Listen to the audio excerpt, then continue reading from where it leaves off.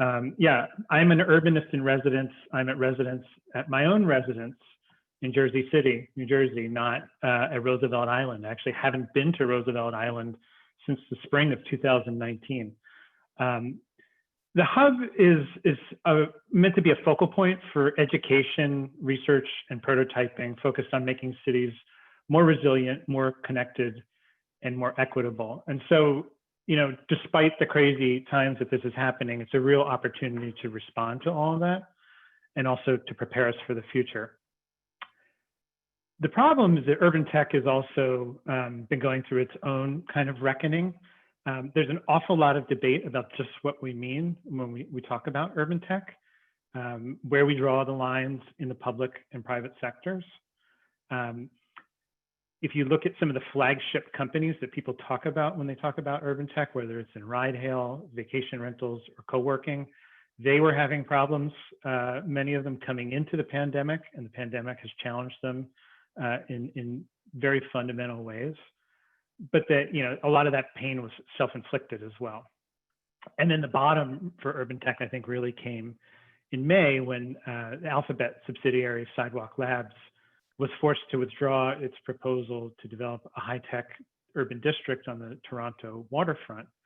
And that came after 2 years of fighting a rearguard action around data governance and its missteps around data governance, which had metastasized and really corrupted the entire project and ended up killing it.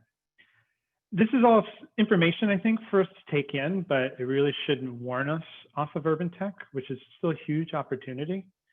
And these upheavals, both inside urban tech and around it, create an opening for us to ask hard questions. And that's what we're trying to do with our seminar series this fall. And that's why we're excited to join with DLI today. And that brings us to today's session. So it's very clear that urban tech exploits many of the most ethically charged technologies and business practices in play today: indiscriminate location tracking, facial recognition, you know, almost like oppressive gig work models in the name of fundamentally reprogramming how urban systems function. And that really is, you know, the subject of urban tech.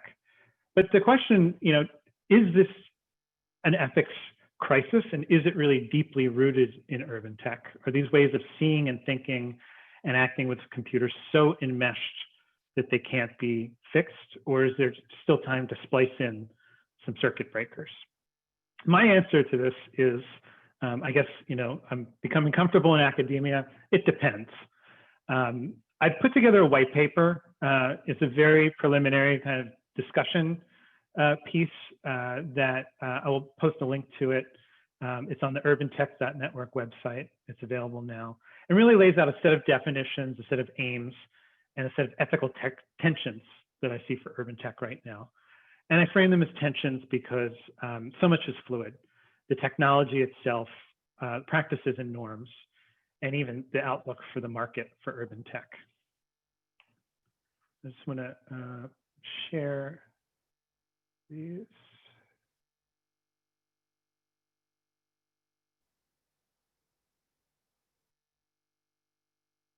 Are we shooting? Good, okay. So I'm just going to go quickly through these.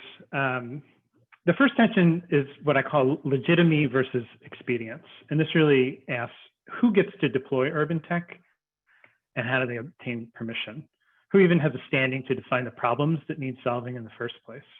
This is something that urban planning has been grappling with for decades and really has torn itself in many ways to pieces over the years over this question and transformed itself for the better, many would argue. On the other hand, how do you balance the need for participation with the urgency of the action on the problems that urban tech is trying to deal with, things like climate change and coastal resilience? Second tension revolves around equity and efficiency. A lot of urban tech, and you could even say most of it, is explicitly designed to cherry pick to avoid the cases that are hard to deal with or expensive. But changing those systems to produce more equitable outcomes can drive up the cost or slow down the pace of development and make some projects infeasible. And this is where you get into really unclear territory along the rhetorical boundary between ethics and policy. We see struggles over sort of the mechanical details of how gig work algorithms work, blurring this line. Whose job is it to produce equity? Is it the public sector or the private sector? And what happens when technology shifts that responsibility suddenly? A third tension revolves around what I'm calling opportunism versus oversight. Urban tech companies have grown by moving into markets faster than regulators can keep up. They have two decisive advantages in this race: deep pools of global risk capital and cut and paste business models. This has incentivized some really bad behavior. If you think of Uber's secret gray ball program, where they singled out taxi enforcement officials and then spoofed their phones with ghost cabs, this practice went away when we had a leadership change in that company, but the incentives to do these kinds of things are probably still there. On the other hand, governments also need to get better at anticipating technological change and creating clear rules for market entry that these companies can operate within. The last tension revolves around public good and private harm. You know, everywhere I look now, I'm seeing these ethical tensions in the urban tech landscape. And just yesterday, Brookings Institute released a report called Connecting People and Places, Exploring New Measures of Travel Behavior, which if you're interested in urban mobility sounds really great. And what it contained was an analysis of data provided by Replica, another Sidewalk Labs affiliated company, which essentially trades in de-identified location logs collected by Google through its various location platforms, mostly Android. Now, ostensibly, this is an attempt to safely extract insights about aggregate travel behavior, which is a great public value. It allows us to make better decisions about how we plan our infrastructure and manage our transportation system. And to do that from a very deep pool of personally identifiable information. It seems to have been done in a responsible manner, but you have to wonder, is there sort of a deeper ethical kind of complicity going on there when you have a very highly respected think tank kind of providing cover for this surveillance capitalist stack that Google's tracking represents. So, you know, I think there's powerful arguments on both sides of all these tensions or dilemmas.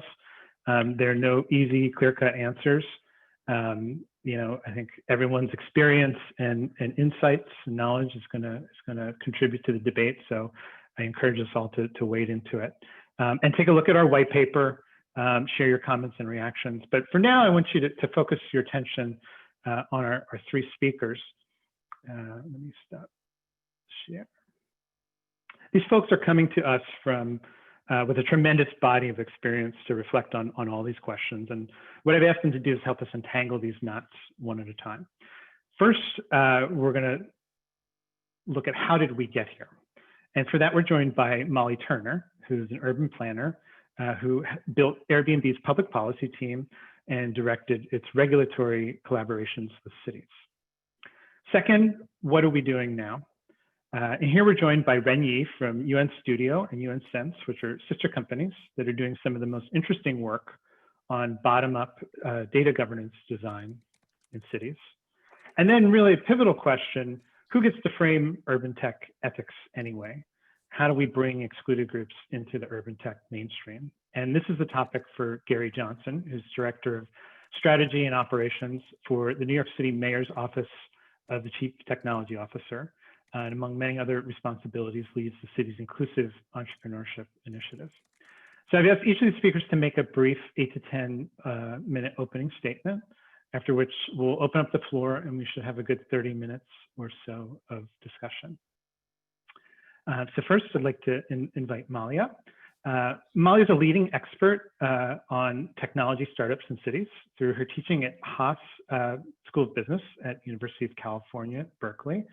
And her work in the field, she has shaped the contemporary conversation about technology's impact on urban life and governance. She teaches a popular class, Tech in the City, How to Get Urban Innovation Right, to graduate MBAs. She's also the co-host and co-producer of the podcast Technopolis from Atlantic Media and City Lab. Molly Turner is deeply engaged in contemporary tech and urban policy issues through her advisory role with urban tech startups and board membership of the urban policy think tank, SPUR. Molly, over to you. Thank you, Anthony. Hello, everyone. It's so nice to meet you all and to see your faces from around the country and perhaps the world. I hope you can hear me okay. I'm sitting next to a busy street in San Francisco. So when I joined Airbnb as the first director of public policy almost 10 years ago, it's incredible to me the company's been around longer than that. My urban planning peers thought I was crazy. What would an urban planner do at a tech company? And also, how is Airbnb even a viable business? Are people really willing to go pass out for 8 hours in a stranger's bed? Well, I think we learned that Airbnb is indeed a viable business. And I think we have also seen exactly why a company like Airbnb might benefit from having an urban planner on staff. But to be honest with you, by the time I joined Airbnb in 2011, it was already too late for an urban planner. The company was operating in over 19,000 cities, and nobody in the company knew what zoning laws or hotel taxes were. Think about that. A darling of Silicon Valley, a company that had already been operating for 3 years in 19,000 cities, that was accepted into the prestigious Y Combinator accelerator program, that had raised over $100 million from prominent venture capitalists, and had some of the most prestigious law firms on retainer, had never been asked to figure out how its business model was regulated. How can that happen?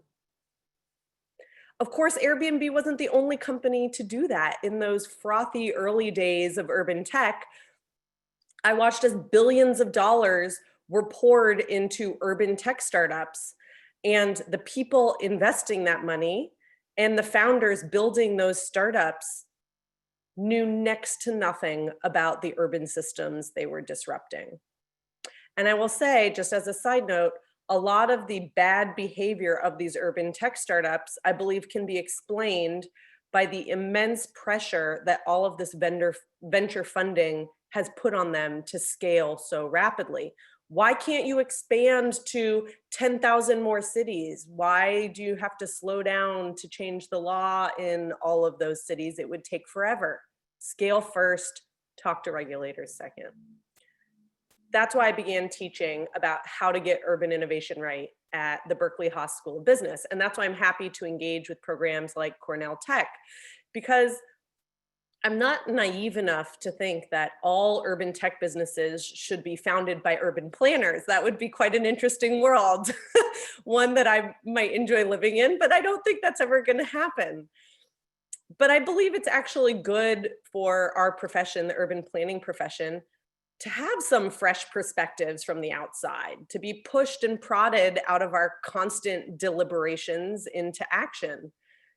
But if the tech industry is going to keep investing billions of dollars into fixing the problems in cities, and if they keep increasing the speed of change in our cities, then at least I wanted to teach these future tech leaders a few basics about how cities work, so that they could build startups that at the very least make life and governance in cities marginally better, and hopefully not any worse. So after years of working on the inside of tech startups as an operator, as venture capitalists call it, and coaching a variety of new founders, interviewing founders on my podcast, and analyzing these companies with students in my classroom, I've boiled the lessons for urban tech down to one very simple, very obvious, but powerful thing: solve the right problem. That's it. Just solve the right problem. Or in tech speak, you might call it first principles thinking. You know who made that concept of first principles popular these days? Elon Musk. It's ironic because he actually exhibits the opposite of first principles thinking when it comes to urban problems like transportation. I know that we urbanists like to dunk on Elon. It's so easy to do these days. But I have to say the reason behind it is because he provides such a great example of this lesson on solving the right problem. So you might be familiar with one of his many companies, the Boring Company. Elon is frustrated with traffic congestion on the streets of LA. What's his solution?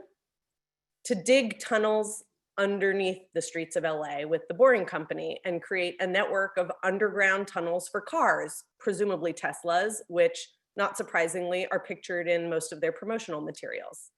And eventually autonomous Teslas that will traverse these new underground tunnels on tracks. So let's ask ourselves, what problem is he solving with this system?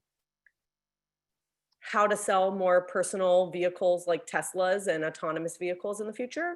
Yeah, I would say so. Is he solving traffic congestion? No, I don't think so. Traffic Planning 101 teaches us about the law of induced demand. If you build more roads, more people are going to get in their cars and drive, right? He's certainly not solving that problem.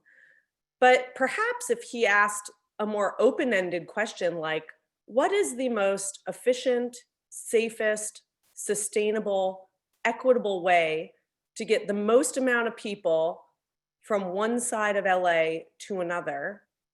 I don't know that we would end up with boring tunnels under the ground for more cars, would we? We might bore more tunnels for higher capacity vehicles like buses or trains. And sure, Musk makes a point, as many urban tech entrepreneurs do, that it's easier and more efficient, one of the favorite themes of this industry, to create a whole new system from scratch, right? Let's scrap the old system. It clearly has not worked in LA. Rather than iterating on the old system, build an entirely new one. But we might ask, why not just expand LA's existing bus rapid transit system and metro system? Rather than scrap them, what would it look like if we just invested in them as much as he and his investors have invested in the Boring Company? All of that money and time and attention, just put it into the public transit infrastructure. What might that look like? Well, then he would say the Boring Company is faster because he can literally dig his way under and around the political and public engagement process. He actually did that in LA County. People had no idea he was digging tunnels under their houses, and there was no public approval process for him to do that. All of this is to say that he doesn't really understand the real problems with our urban infrastructure. It's not just that we don't have good digging technology. Sure, the boring technology might actually be a lot better than the existing digging technology we have today, or that we don't know what will speed up traffic. We actually do, right? It's not the technology that's the problem. It's the politics and the priorities and the budgets. And boring tunnels can't work around that, right? You have to face the politics and the priorities and the budgets head on. A second piece of this advice to solve the right problem is to ask, whose problem are you solving, right? And I have a completely separate example for that.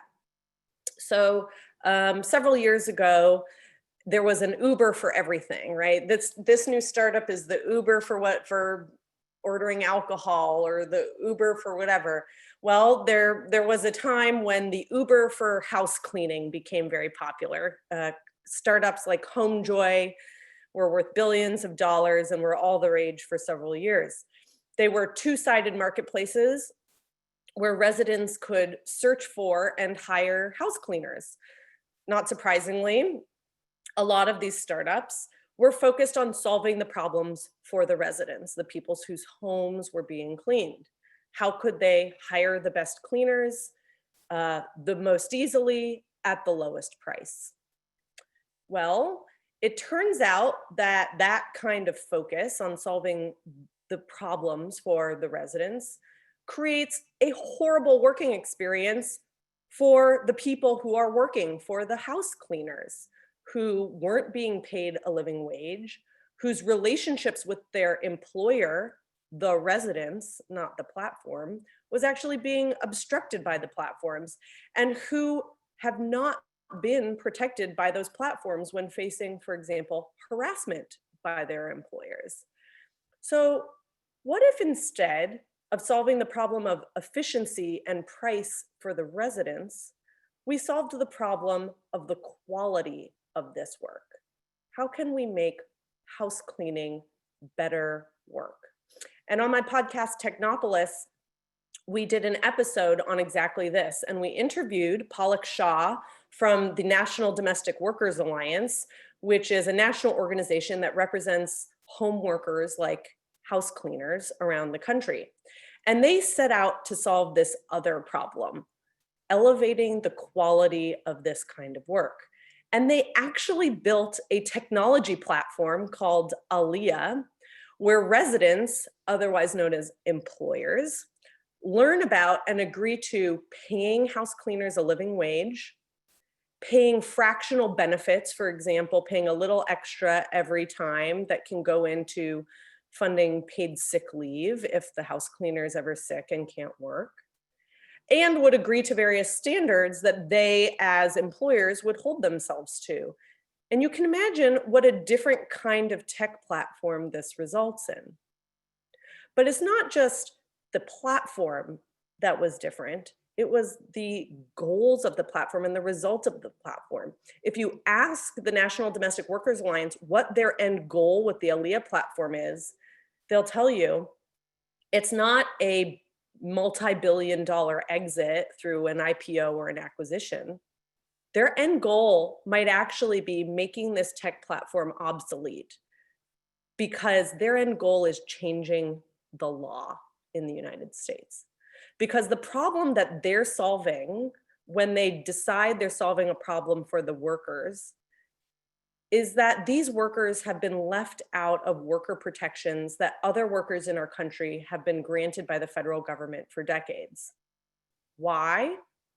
Because historically, people who work in other people's homes have been and continue to be women of color, immigrant women, and historically Black women who were forced to work in other people's homes as slaves and later forced into this work because it was the only job they could access. And now, unsurprisingly, they continue to be unprotected in this work. So understanding that history all of a sudden makes you realize, to solve the problem of creating good work for house cleaners, you don't build a tech platform necessarily. You have to address the structural racism and decades of public policy that made this work less good and less protected than other forms of work in our country, right? How can a tech platform do that?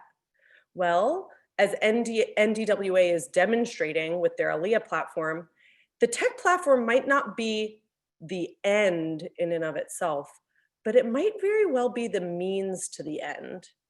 It might actually help achieve that policy change by demonstrating what can happen if these workers have protections, if employers opt into the system, what might be, and how can we demonstrate to the rest of the country that this policy change is necessary. So to get back to the foundational question of this session today, does urban tech have an ethics problem? You've just heard me critique some of the most popular and most profitable tech startups today. And I tend to do that a lot in my classroom and on the podcast. And my students often complain that they feel like the tech industry is often held to a much higher standard than other industries. Do we talk about other industries having ethical problems as much as we talk about tech having ethical problems? And how can we expect a tech company to solve structural racism? Well, my response would be, if you're interested in quote unquote first principles solutions and in solving the underlying problems in our cities, then yes, you need to at least acknowledge and address how structural racism and other structural issues have shaped the problem that you're solving. And if you ignore those, that is not first principles thinking. You are not solving the right problem. But also, I would say that the reason the tech industry is held to such a higher standard than other industries is because other industries don't claim that they're changing the world for everyone as often as we in tech do. Of course, when you claim that you're making the world a better place for everyone, we're going to hold you to a higher standard. So maybe just be more honest about the kinds of problems you're solving and who you're solving them for. And maybe you won't have as many ethical problems. It's that simple. Thanks. Molly, thank you so much for that. That was remarkable. I'm really floored by the contrast between Aaliyah and the market solutions for home-based work, because it's almost like a switch, right? Like on the one hand, we go one way and we sort of double down and further entrench the systemic problems. And bake the technology in as a part of that for eternity. And then on the other hand, maybe the technology becomes a thing that gets us a bridge to a better place that then makes itself obsolete as part of the bigger social solution to that. And that's a really fascinating contrast. I'm going to ask everyone to think about what you said and hold questions till the end, and we'll open up discussion for all three of the speakers. Next up, we have Ren Yi. Ren plays dual roles at UNStudio and UNSense.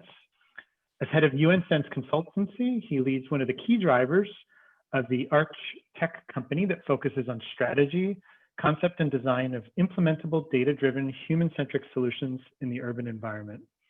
In this role, he carries out an internationally oriented portfolio of public-private projects.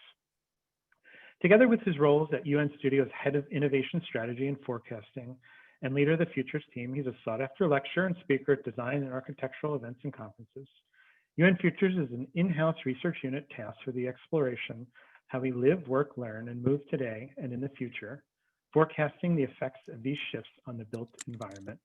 As a new type of agency, UN Futures works closely with sister company UNSense to foster close collaborations with academics, technologists, and design leaders in order to prototype ways in which emerging technologies or approaches can solve problems in the cities.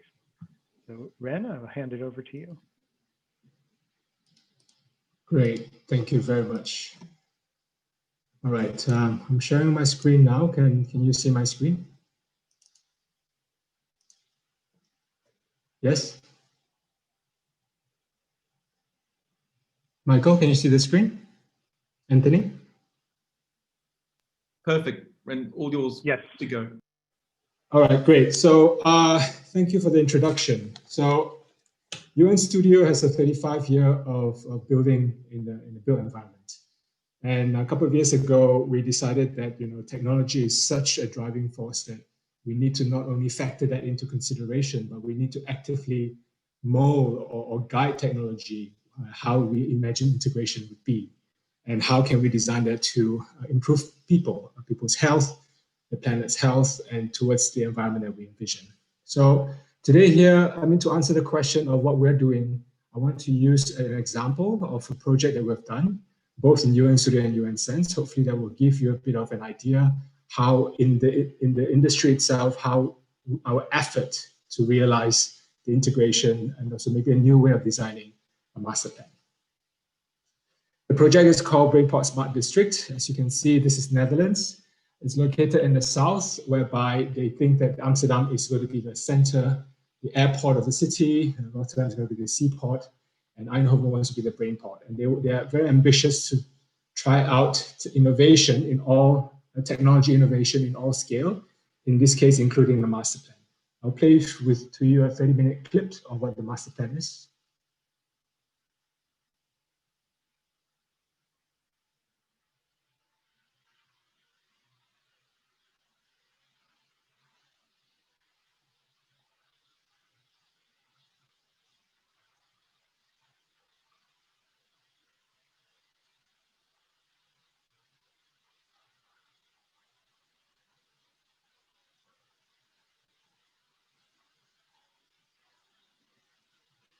So basically, it's just a slideshow of images. One thing to note that in this master plan, we started the urban vision, and the foundation, the way to develop this was also interesting, taken by the municipality. They created a foundation, and they wanted to start the design of the innovation in the master plan itself to include also the process of designing a master plan. And the ambition is to say that this is going to be a test ground for tomorrow's society. So having said that, I mean, I will not go into the details of how we have planned in the strategy and the design of the master plan. This is not in the focus of this talk, but I want to talk a little bit about the process itself. So the approach from the beginning has been quadruple helix from the beginning. Quadruple here includes the government, the business, the academics, as well as especially the citizen. So from the beginning, they already start to bring in thoughts and ideas before even there was residents on board. This is also quite interesting to see the process, because it is very untypical to have people who are not living there yet, or people who are not even going to live there, to be part of the process from day one. So this was quite interesting that UNStudio has been watching how the foundation has worked this process. One of the things that I've mentioned is that this district is never finished, but will constantly be adapted to changing circumstances, wishes, and technology. There's an approach of the master planning, which means for UNStudio, we're not designing one future, but we're designing for change. And that has to be integrated into the way we design and approach insert the strategy into the design.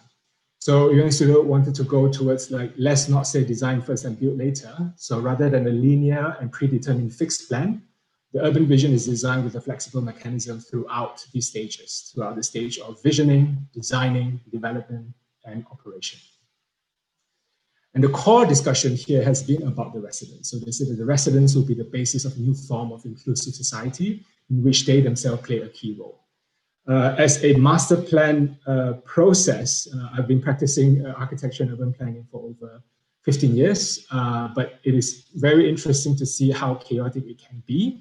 But I would also have to applaud the fact that they're not shy away from new format of coming to a new conclusion, a design, and to truly embrace the co-creation and participatory design, especially in this case when you talk about innovating with technology, digital technologies, and everything. Especially in that case, this approach is really, really important. So what I want to focus on is the part where UNSense took over. They have 1,500 houses that they're going to build, and with a bit of a business area, but no commercial area. And what they open a challenge, they call it a business challenge, and they ask for all submission for new ideas that has to be integrated to submit for this selection round. And UNSense submitted for this. We submitted for 100 home living lab, basically to an incubator for data-driven innovation. We are looking at 100 household as a reflection of a Dutch society. We will be designing toward a mesh. And the idea here, the mesh is what Kevin Kelly coined the word the mesh. Basically, he talked about the three eras of internet. The first era is when all documents are made machine readable, and that's when Google is a gatekeeper. The second era of internet comes in when all emotions are made machine readable, and the gatekeeper is, of course, Facebook and among the lead of the social media. And he says that now with the IoT coming in, we're stepping into the next era of internet called the mesh. And in this idea of the mesh is that the physical space, the activity, the real environment, the real life environment will be made machine readable. It is quite a scary future because we're not ready. We don't really know how far and how broad this is encompassing. But therefore, we think that this has to be tested within this confined, safe confine of the 100 home. So beyond just talking about digital, which I will talk a little bit about it, we are now this is a very early stage. We're now talking up to big companies that wants to innovate with us. So we're going to innovate in sustainability, in energy, in mobility, and food. But I want to focus a little bit more on the data side. So the mission here is there are a couple of missions. We wanted to keep the basic facility affordable for everyone. So affordability is key. We're looking at it from a reallocation of disposable income. How can we see that as a way to make things more affordable. Of course, we also want to improve the physical, mental, and social health of the people. When you talk about the digital ecosystem, we want to take a position to give individuals a full position in the digital ecosystem, which we believe will lead into new economic models and also, and last but not least, a higher quality of life. So when we look into the disposable income, this is data from the CBS from Netherlands, 2015. You see that this is where the Dutch typical average income, money is spent from the income. A majority of 37% is spent on living, rent, housing, maintenance of home, and so on. 16% is on mobility, 17% is on food, 2% is on healthcare. And to kind of narrow down our focus at this moment, we want to see how we could help to reallocate the disposable income, make living much more affordable, capitalizing on data exchange. So we will be experimenting, and the experiment, as I'm speaking right now, is being drafted, and we have ecosystem partners that we're going to be working together with the foundation, especially the citizen. So we'll be looking into the 4 domains: the living domain, the mobility and logistic domain, the food, and the health. And when you think about the data in the potential of how data can help to reallocate the disposable income, the couple of things that we want to be focusing on. We want it to be focusing on supporting the residents. So having a digital infrastructure, you can really create new relation between the residents and the service providers. So one of the things that we need to focus on is match supply with demand, with a predicted future demand. We believe we also want the data to empower the residents in a way that by collecting and bundling the resident as a collective, you have much negotiation and buying power towards businesses. We also want to focus on the ability that the data or the system itself, it's going to be stimulating to create new or more entrepreneurs within the resident itself or the people around. We believe that by getting these kind of data, you could also help to personalize the service better. It has to also, especially in this case, focus on societal gain. We need to know that as a collective, we need to know our consumption pattern, our movement pattern. And by doing certain, by understanding and knowing it, we're able to reduce environmental impact. First by knowing, but also by a different solution that is being introduced here. We want to stimulate local economy, but in this case, we believe in the power collective to really change this.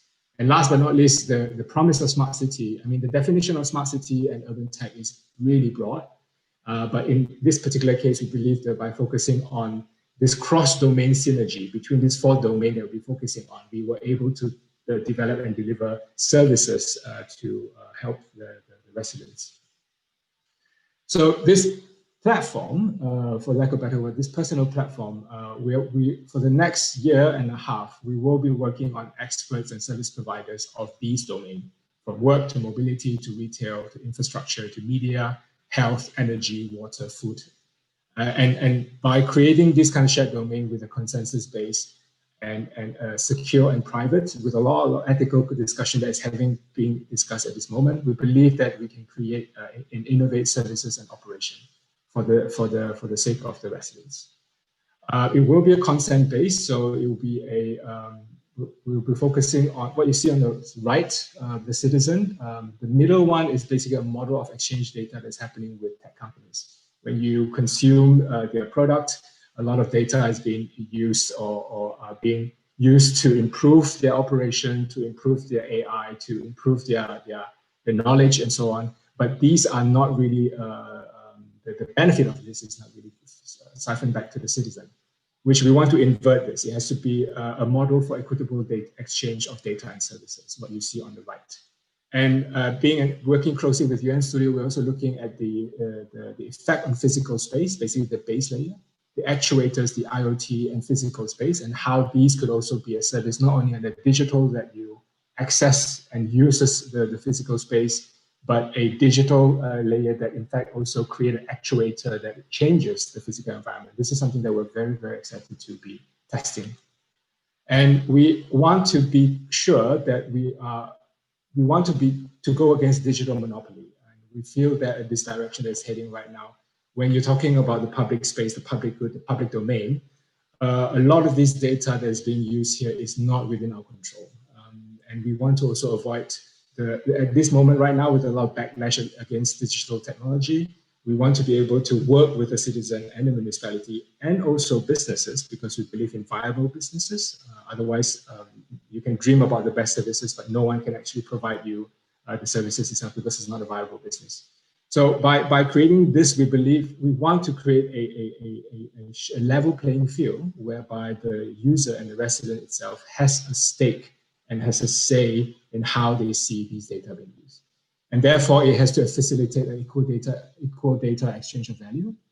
And one thing I want to focus on is trust, because in many of our discussions with the residents, the fact that people feel intimidated, but when they talk about technology that they're not aware of, that is something that we take very seriously, especially when this 100 household of testing, it will be part of the process to really be transparent, be as clear as we can, and something that is also actionable, something that the residents will feel that they can take actions against something that they don't agree or they don't understand better. And it has to work both ways. And by doing that, we want to focus on restoring trust.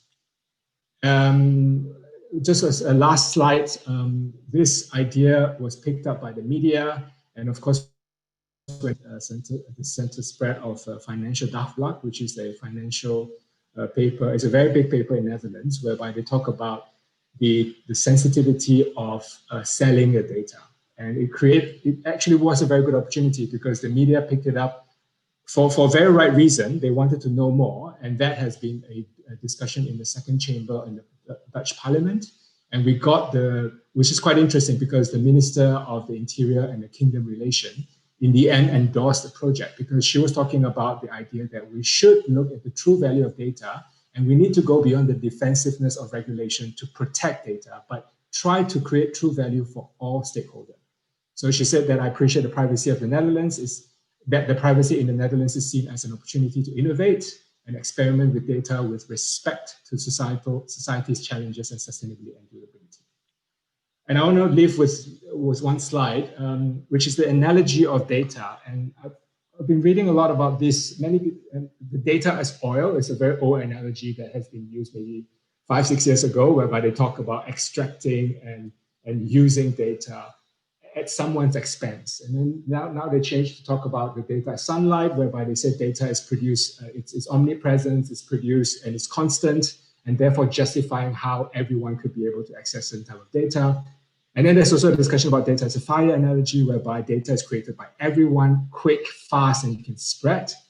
But out of those analogies, I personally like the idea of data as infrastructure, because and this is taken from a paper from Dr. Kalawek, where they talk about when data is going to be a transaction, everyday transaction between every activity, we need to think about the governance. And this paper you can download online talks about the stakeholder, the responsibility and role of government. And it's also interesting to note that data should not be used as an all-encompassing terminology for every digital information. In this case, they talk about if the data is seen as a public good, where is the role of government? If data is seen as a commodity, then the structural mode will be a market. If data is seen as a concept, then it's about network of people, whereby the government creates a sandpit where people can try out new concept. And if data is seen as a smart system and it requires a high feedback, then it has to be hierarchical, and the governance has to be close and highly efficiently executed. So I will leave with this slide, but I think the idea of what we want to do right now is that in the next couple of months, we're able to execute that. It's already running. UNStudio and UNSense is now designing the 100 home. I hope that we can share much more of the journey and especially the challenges with you guys in due time. Thank you. Great, thank you, Ren. I'm really pleased that we're able to share that, from the ashes of Sidewalk Toronto, that we are moving forward with thoughtful and progressive approaches to this problem of how we create a connected city. Let's move right into our third speaker, Gary Johnson. Gary comes to us from the New York City Mayor's Office of the Chief Technology Officer. He's an experienced project director, strategist, and operations leader with a passion for leveraging technology to improve public life. He has more than 10 years of experience creating new partnerships between the public and private sectors and leading teams to be innovative in solving complex challenges. In 2017, Gary supported the launch of Nycx, the city's first ever program for breakthrough and emerging technology. To date, Nycx has engaged over 400 startups who have collectively raised $80 million in capital post-Nycx challenge. Gary currently leads the city's inclusive entrepreneurship initiative, which engages underrepresented founders in tech and connects them with key city resources and strategic partnerships to support their growth throughout the startup lifecycle. Gary, I'll turn it over to you. Thank you, Anthony. Can you hear me okay? I can. Mic issues. Excellent. Well, thank you for the opportunity to join this panel with such an amazing, accomplished panelist. I've learned a ton so far. Thank you, Helen and Michael, also for having me and inviting a bureaucrat to be a part of this conversation. So, I think this is frankly a very timely and necessary topic. I won't be too long. I'll try to keep it brief, but sort of frame a bit of my thinking on the topic and talk a little bit about what we're doing in the city. But again, this is timely and necessary topic around equity and ethics in urban tech.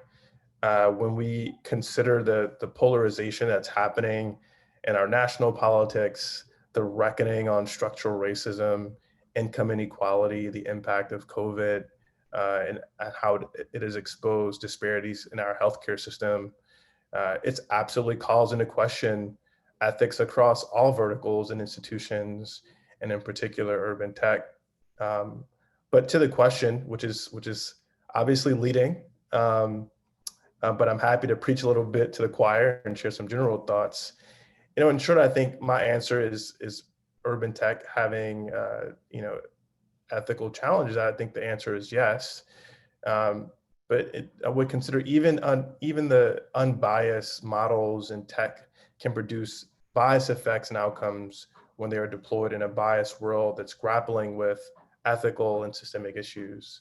But I think it's important to note that whether or not we have a solution, right, it's important that we are very clear-eyed and not naive about that reality. And so there are three ways that principles I've been thinking about and alongside the team at the Mayor's Office of CTO that I think are important to consider. And a lot of this has been touched on already between Ren and Molly. First is technology is not always neutral, right? I think the deployment of technologies can exacerbate inequality and have disproportionate effect on vulnerable communities.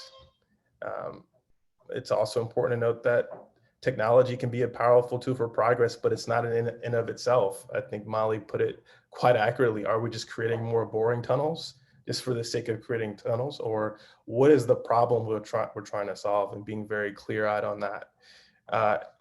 And then the third is, true user-centered design has to incorporate vulnerable communities.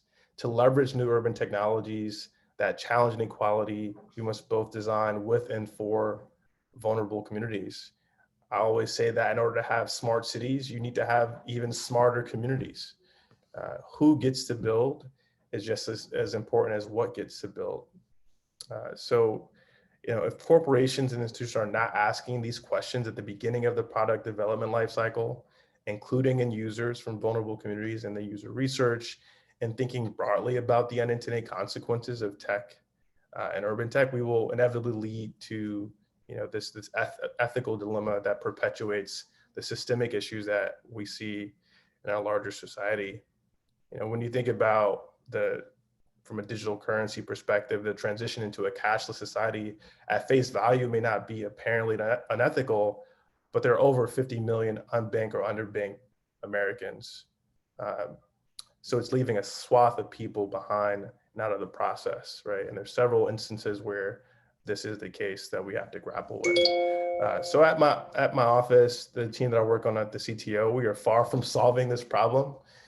We don't profess to have some sort of panacea or cure-all, but we are pushing ourselves and our partners in tech to consider what ethics and inclusion look like across our portfolio and in the development cycle.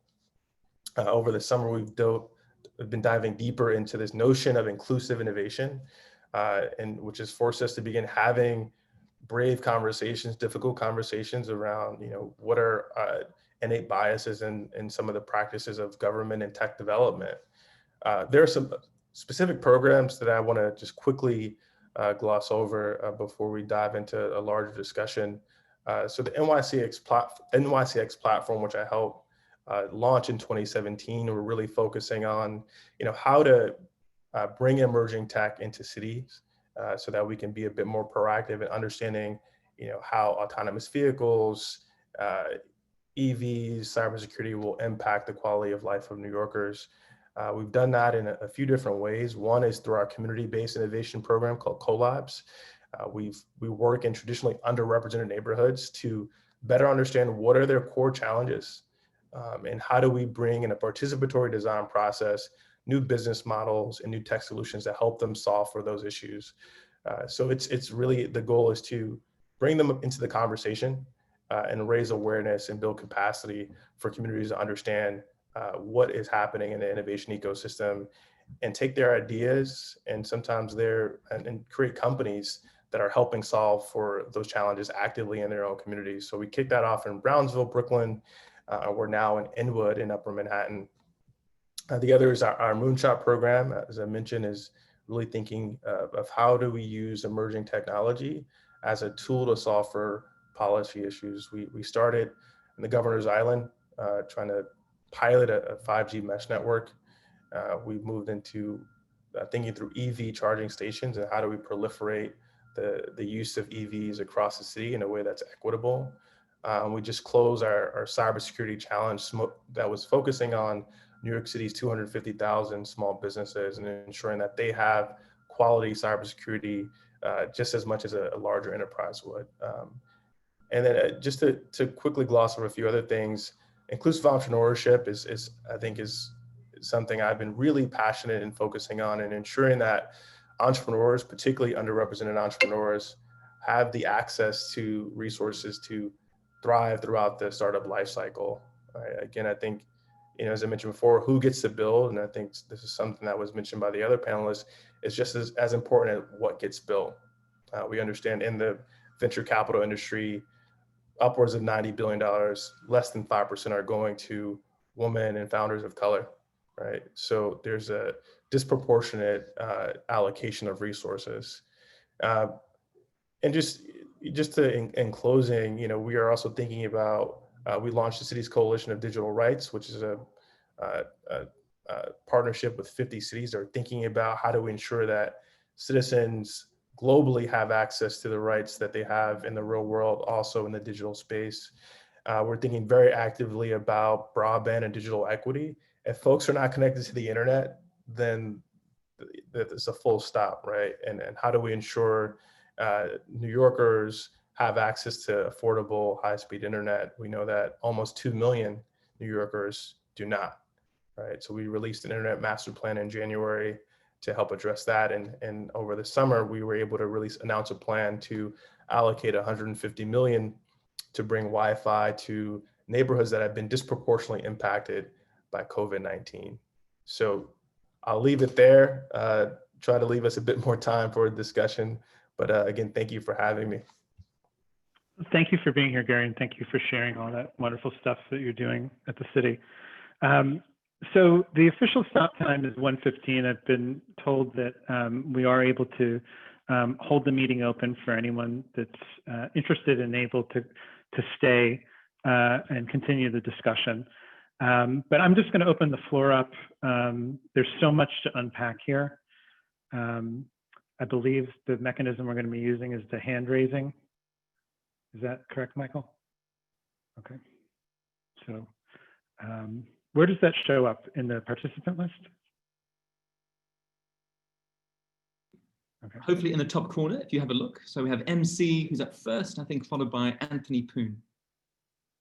I'm not seeing it. Ah, but should be, I think. So in the top. do you want to, maybe you can call them up? Super. So gang, should we kick off then with MC? You're muted. MC, you should have. Okay, sorry, I clicked the button at the same time you did. Oh, I see it. Okay. Hi, I'm MC Farrell. I'm a visiting fellow at DLI and a Cornell Presidential Postdoc Fellow at Cornell Tech. Thank you for this presentation. This is really interesting.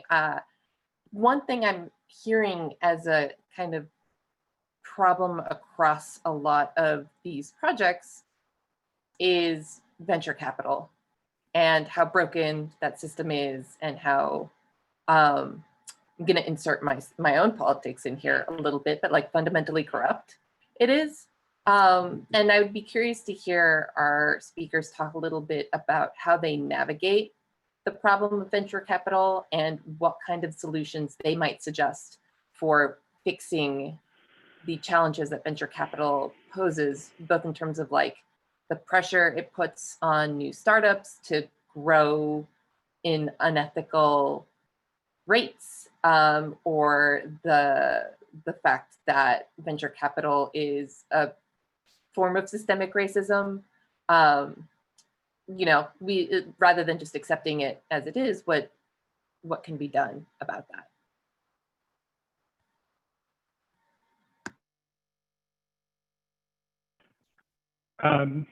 Why don't we just, Molly, why don't you go? Good question. I think we pretty well beat up on venture capital during our talk. So I'll say, I agree with you. I think venture capital, the nature of the venture capital system today leads to a lot of the challenges that we've identified. However, I think venture capital does play an important role. I don't know that we should do away with it altogether. I think there are ways that we can, try and incentivize and pressure venture capitalists to be much more inclusive and invest in a broader array of different kinds of founders. But this kind of capital that is very risk tolerant, that a lot of these venture capitalists just are investing in the founders and say, I believe in you, I trust you, go solve the problem. You could see how if they were investing in different kinds of founders, that could be incredibly powerful, right? If they're investing in people who actually really deeply understood these our biggest urban challenges were from underrepresented communities, we might actually get better solutions to some of these really thorny problems. So I wouldn't do away with venture capital altogether. Just a good anecdote, I've worked with a lot of founders who consider themselves to be more kind of mission-driven founders. They're not as interested in building hugely profitable businesses, but they've found that when they go to foundation and other kind of impact investors, they can't get the money, right? These impact investors and foundations require organizations to be much farther along in their development before they can actually fund them. And it can take so long that you run out of steam as a startup. So I think venture capital has a role to play. That said, I truly think we need to develop more patient forms of capital. And you're starting to see that in the ecosystem. And in fact, some venture capitalists like Urban Us have started create new forms of patient capital that don't require as high returns, and that work better for urban tech, that can fund longer term engagements with government, and more kind of upfront investment in hardware that some urban tech startups might require. But those just aren't sufficient yet right now. We need a lot more of those forms of patient capital in this ecosystem. Yeah, I would piggyback and just add that well aware of some of the disparities within the venture ecosystem, which is one of the things as a city we're trying to solve for. And there's a venture fund that the city announced in last year called We Fund that's addressing specifically 30 million over 5 years for underrepresented founders. So it's not lost on us, some of the sort of the disconnect, particularly the diversity at the leadership and the LP positions and venture, right? I think, there's a large concentration. You had to go to this Ivy League school, right, to be able to participate in the venture economy. It is one piece of a larger cap table. It is a significant piece of it. So I think that there can be, multiple truths at once. We can hold the industry accountable and still leverage it and make sure that it's diverse, and look for other forms of non-dilutive capital or capital that are not as disruptive as sometimes venture can be. I think Molly talked about, once you get that investment, it's about getting revenue, about scaling, and you lose on some of those principles of thinking about your user, et cetera, because you're thinking about becoming profitable. Republic is one of those, and is an example of like a crowdfunding platform that is an alternative to traditional venture that is definitely picking up steam, where you can have multiple people with small funds of capital be able to contribute to your business model. Also, to add on to that, maybe it's an interesting perspective here in Europe. The government, it plays a very, very strong role.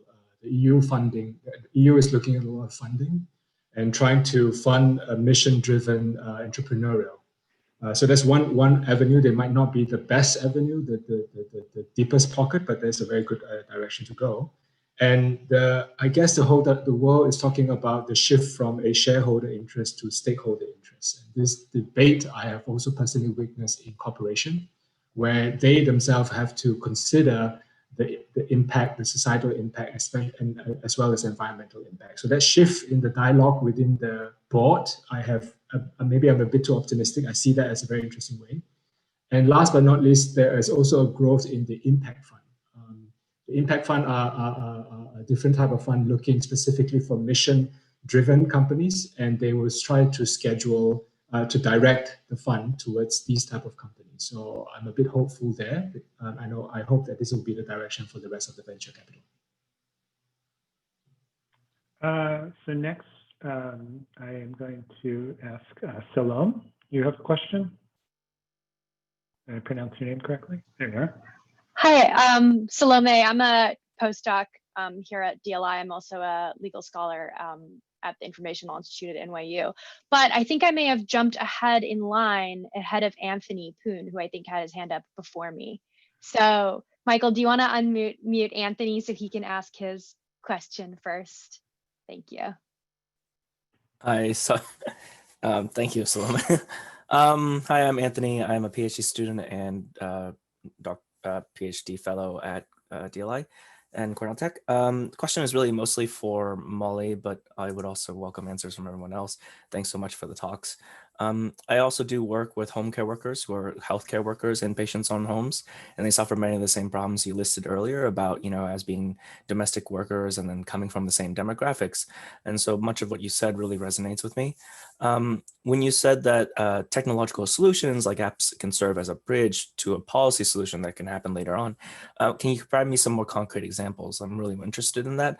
A bridge to me implies that it does more than just be a stopgap measure or a placement for a policy. And so how does like ALIA or some sort of similar technology, for example, increase the likelihood that, better worker protection laws or for domestic workers are implemented?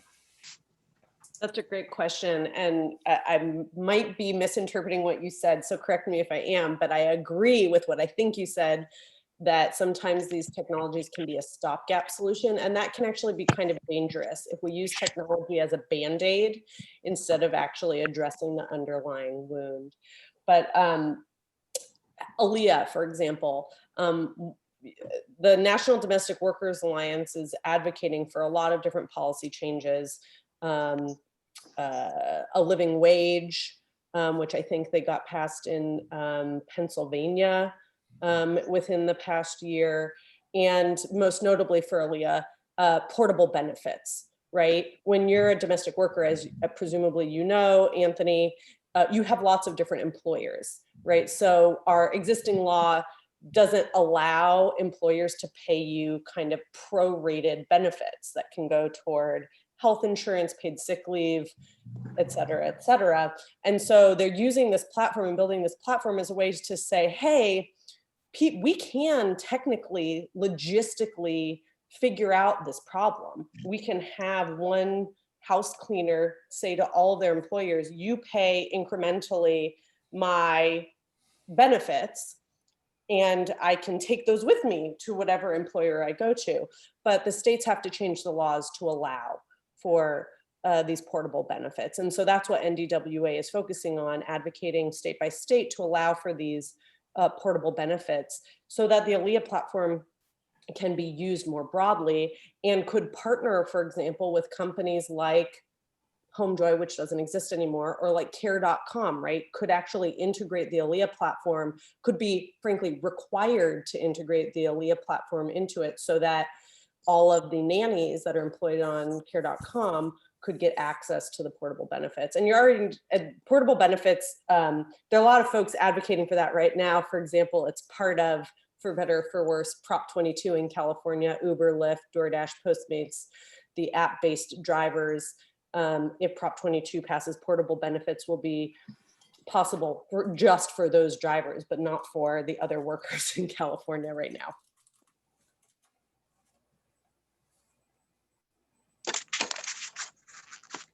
Thanks. Salome, I think Okay. it's your turn now. Yeah, great. Michael just gave me a unmute. So thank you all so much for the presentations. I have a question for Ren. I think it's just a small question, actually. You noted, so I'm a legal scholar. I'm also a postdoc at DLI, working on digital ethics from kind of a legal perspective. And I work on data governance. So I was really interested, Ren, in your presentation. And I wondered, the personal data platform that you described, is that at the individual level, or is that actually like a collective for the community? Because you had sort of mentioned collective data rights. So yeah, I was just hoping you could speak a little further about how you see kind of those two pieces kind of working together. Good question. It is what I'm sharing here. It's a very nascent idea, and we have been toying with the idea, where does it actually sit? But ultimately, it sits on the individual level for us. It started from an urban level, because when you talk about specifically about things like energy consumption, food consumption, waste, how much waste is created by the neighborhood, and how much of these information collectively owned by the community will bring more buying power and negotiating power for them as a community to negotiate that with service provider. That's a very interesting beginning of a thought idea. But at the end of the day, I think at this moment, we're moving towards a few levels. It will be some part of it that is personal data. It could be a person, in this case, a household, to be defined. If it's a household, is it personal enough as an entity, or it needs to go into a personal data. And this is something that we hope to really underline and create a little bit more context specific to Brainport Smart District, and to try that out in the 100 home. And that should allow us more knowledge and understanding which scale will be a perfect scale. Because I think the discussion about trust is a big one, the privacy and security is going to be a big one as well. And how much of this data do we need to achieve our mission? Because we're not going for data maximalism. We need to understand the mission here is to focus on the 4 domain and how to improve that domain and how to create a new services. So maybe by the end of that experiment, we might be able to say, in the end, it's the scale goes to that granularity, the scale of a household. We will find out. Cool, thank you. Are there any other questions? I don't see any other hands up. But I'm also not 100% sure where I should look for that. Michael, do you see any? Meg Young, I think, has just raised her hand, which is tremendous. Okay, there we go. Meg. Hi, I'm Meg. Nice to meet you all. I'm a postdoc at DLI. I've also worked on data governance, urban tech, community engagement, and I am delighted to have all of you speaking to us. Thank you. You know, this question could go to any of you, but Molly, you inspired it. I've been interested in the idea of working within industry and trying to push for better. And I would love to hear about your experience at Airbnb, how you felt empowered to work with them for better, and any war stories that you could share would be great. Thank you. You're gonna have to take my class to get all of that content. But yeah, I mean, I viewed my role then and I view my role now as a bridge between these companies and kind of the civic ecosystem outside of them.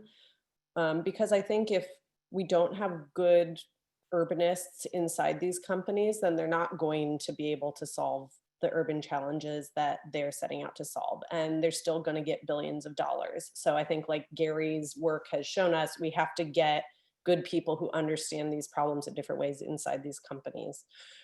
I was lucky that they identified, I mean, they were in 19,000 cities, but it was still pretty early in their history, that they actually decided it was worthwhile to hire someone like me. Sorry, there's a siren outside. They hired me before they hired a general counsel, before they hired a director of communications. So I think they understood the value of someone who could work on these public policy issues. And to their credit, I think they were really open to my feedback. But at the end of the day, the business model was already baked. The incentives were already baked in. The funding, had already been received. You can only affect so much. And after 5 years, I think I did as much as I could to influence the company to think about their urban impacts and to try and mitigate any of the negative ones and enhance the positive ones. And so that's exactly why I teach at a business school, because the folks who are starting these companies, they need to bake these concepts in from the very beginning before it's too late. And I can tell you some more stories another time, but I will say one of my favorite stories really quickly, for the founders of Airbnb got very quickly that housing affordability would be an issue for Airbnb in big cities around the world, most big cities around the world, that these cities did not want people to become professional property managers and to rent out entire homes to tourists instead of to long-term tenants. And in our negotiations with city regulators, we conceded a lot of that and said, okay, they can only do it a couple, however many days per year, whatever like that. But then when it came to resort areas, mountain towns, beach towns, these kind of smaller areas, they said, no, the housing affordability issue is just not big there. So we're not going to concede those kinds of hosts in those areas. And I said, that's absolutely not true. It's the same issue in those areas, just in a different dynamics. And in fact, they didn't listen to me. And soon after I left, South Lake Tahoe in California, one of the biggest kind of resort markets for Airbnb, outright banned all short-term rentals in the entire city, because Airbnb kind of wouldn't come to the negotiating table on that issue. And I think they've since learned from that. Yeah, I would just really quickly piggyback on the capacity building in government and hiring that talent. We just announced Nycx Innovation Fellows, which is a partnership with US Digital Response. And the idea is that we can bring in volunteer resources, professional developers, to spend part of their time helping us solve digital innovation challenges and offsetting some of the experience that we might not have. I've also been a part of conversations with Columbia. Don't run me off the stage for mentioning Columbia, but about like, how do we bring in social workers into the product development life cycle? I think that having urban planners is brilliant, but there are so many other disciplines in addition to urban planning that are thinking about the impact on vulnerable communities, which will be, I think, is an exciting concept worth exploring. Ren, do you have any final thoughts on that, or should we say goodbye? No. Okay. Well, I want to thank everybody. I thank our speakers and all the guests for staying an extra 10 minutes. Again, there is a brief white paper looking at definitions, aims, and these ethical tensions around urban tech on the landing page for our urban tech seminar series, which is at urbantech.network, which actually is a TLD. I didn't know that until 2 months ago. So please check it out, and you'll find my email address in there. I'd love to hear your thoughts and reactions and builds on it, and maybe we'll find a way to share those in an updated version at some point. But thank you, everyone. We'll make a recording available once we obtain permission from our speakers, and hope to see you again soon. Thank you.